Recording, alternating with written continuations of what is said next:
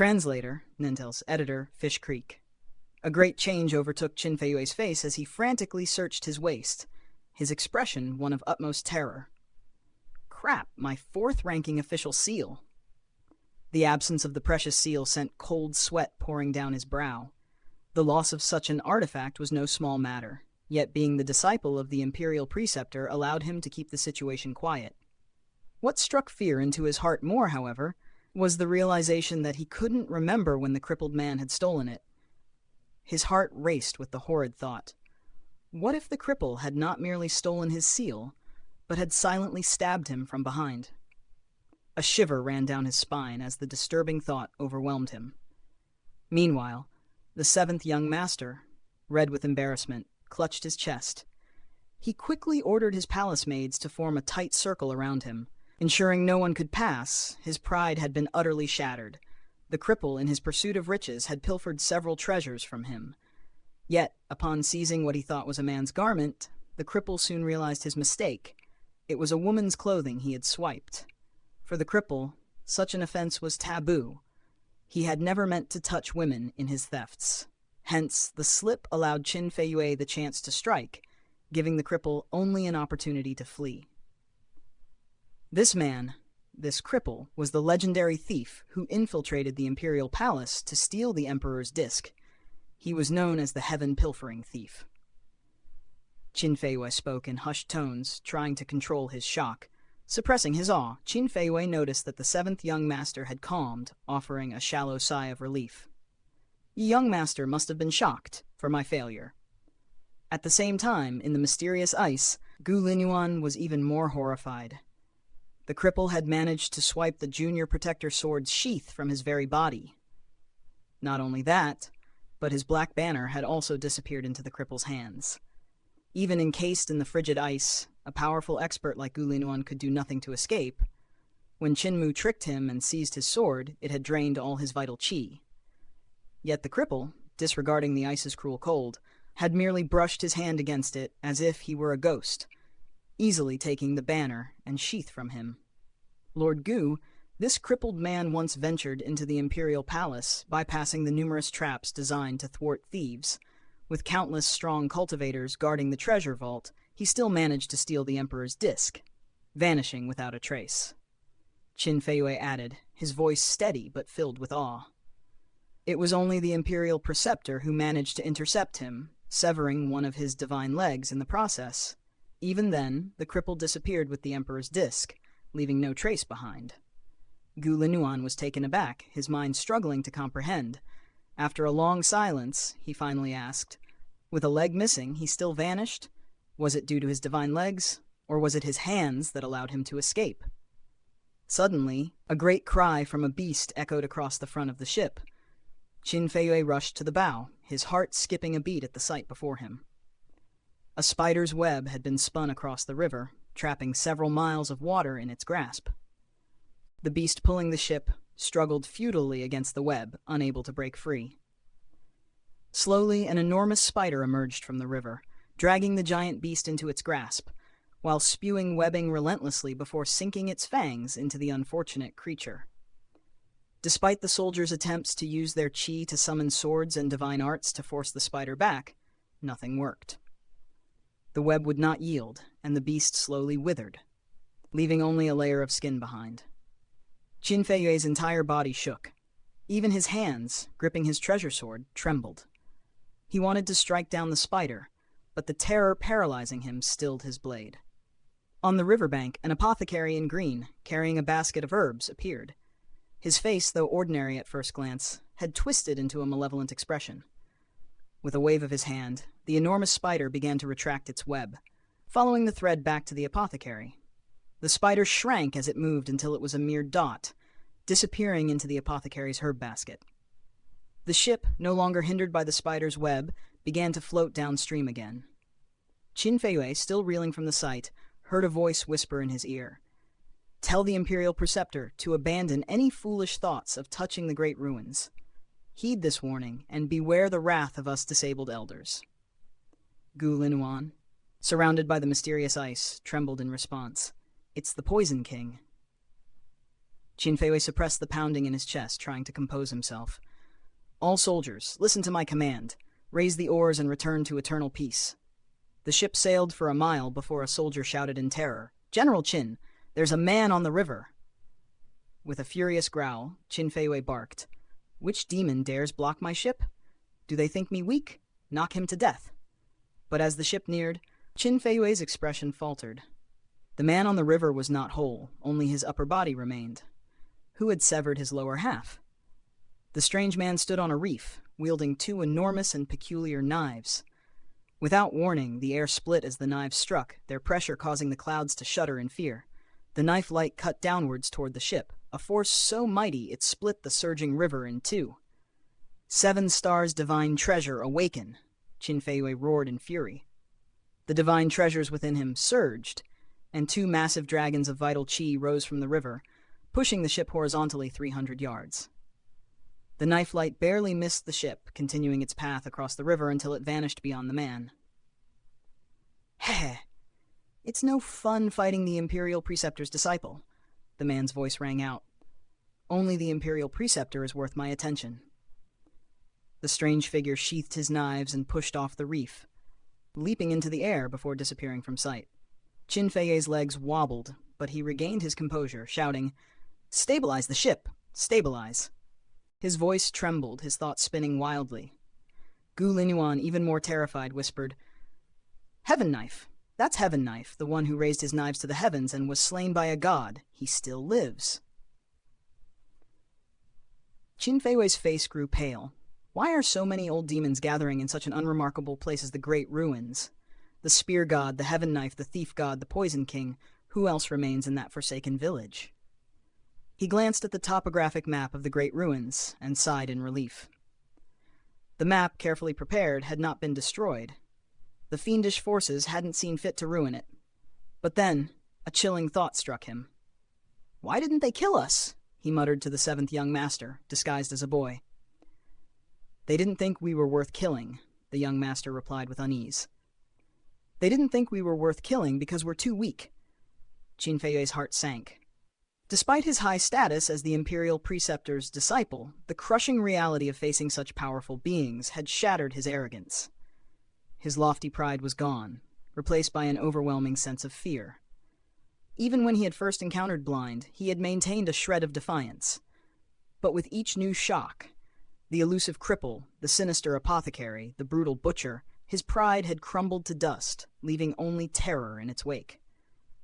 There is nothing that can stop the Imperial Preceptor, Qin Feiwei muttered, his gaze hardening with resolve.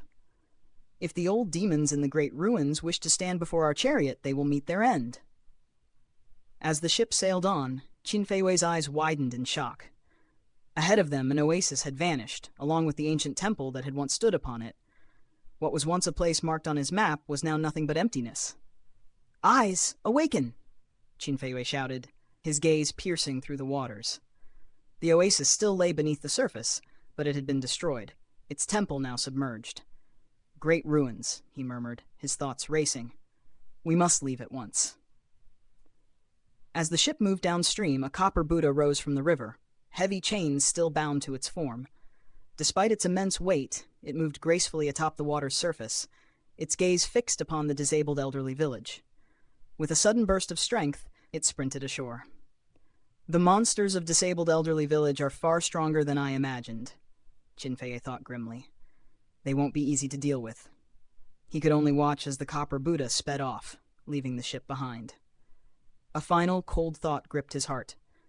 I shall not allow them to steal my merit. And when the Imperial Preceptor clashes with them, my Thunderclap Monastery shall reap the benefits. In disabled elderly village, Qin Mu met Cripple again. The cripple threw something at him, a sword sheath matching his junior protector sword.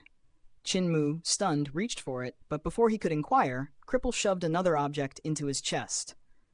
A sweat towel, Cripple muttered grimly. For your bad luck. 3 years, to be precise.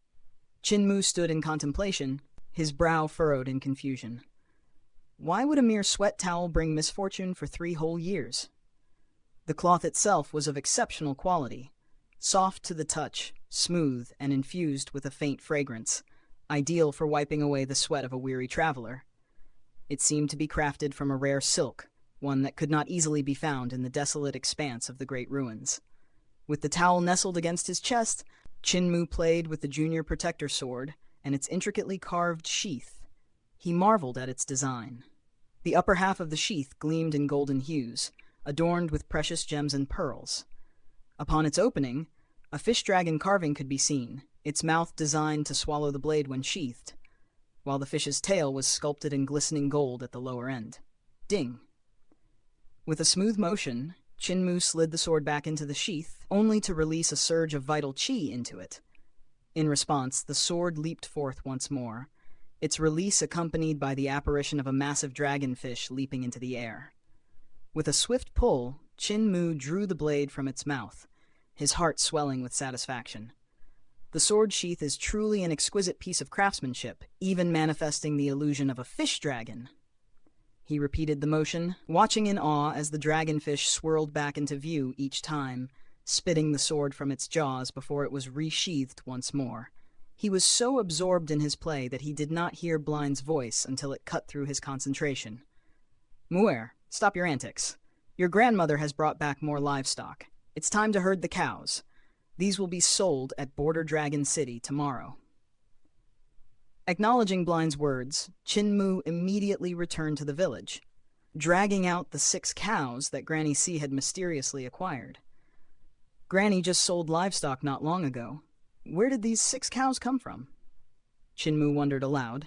Outside the village, he saw the village chief, apothecary, and Blind gathered in conversation, while Cripple idly dismantled the black banner.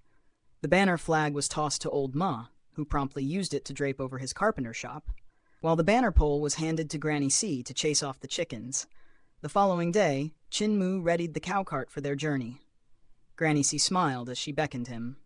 "Muir, you're coming to the city with us this time." Surprised and delighted, Chinmu eagerly packed his junior protector sword, pig slaughtering knife, bamboo cane, and iron hammer before hopping onto the cart. Blind, calm as ever, joined Granny C on the cart, ready for the journey. The cart was laden with iron goods forged by Mute, along with beast skins and furs from recent hunts. 2 goats, their hooves bound, were also among the goods. The 3 sturdy yellow cows at the front of the cart blinked innocently as they were yoked, while 3 more were tethered to the back. With a crack of the whip, the cows began to move, and Chinmu, excited beyond measure, felt a thrill as they set out.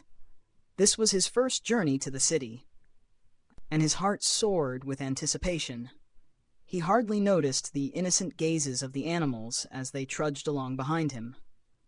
Border Dragon City lay 300 miles away from the disabled elderly village, a distance that made the journey a significant event. However, the roads of the great ruins were treacherous, and they would need to first cross a waterway before continuing their journey on land. As the group reached the riverbank, they found Cripple preparing a bamboo raft. The cows were carefully herded onto the raft, and Cripple untied the mooring rope, allowing the raft to drift downstream, carried by the current. Though they sped along, the journey would still take several days, and by the time they floated a dozen miles downstream, Blind tapped his bamboo staff against the water's surface, bringing the raft to an immediate halt. Chinmu looked to the shore and noticed a large gathering of people from various villages, their carts and animals lined up along the banks. The surging river was known for its dangerous currents, populated by fierce river monsters, and thus the villagers gathered in numbers, ensuring mutual safety. Bamboo rafts were anchored along the shore, and more were seen drifting towards the gathering. Soon hundreds of rafts had assembled, their passengers preparing for the voyage ahead. Blind reached into his pouch, pulling out incense sticks that he lit against the wind. Placing them carefully on the riverbank, other villagers followed suit, lighting their own incense as the air filled with its fragrant smoke. At once, a chant rose among the crowd, the river song ringing out across the waters. The villagers sang in unison, their voices blending in harmony with the flow of the river. With you, I wandered down the 9 rivers. A whirlwind rose, and the waters barred us with their waves. We rode in a water chariot with awning of lotus leaf, drawn by 2 dragons to pull at the sides. I climb Kunlun and look in all directions. My heart rises as I am agitated and distraught. Dusk is coming, but I am too sad to think of returning.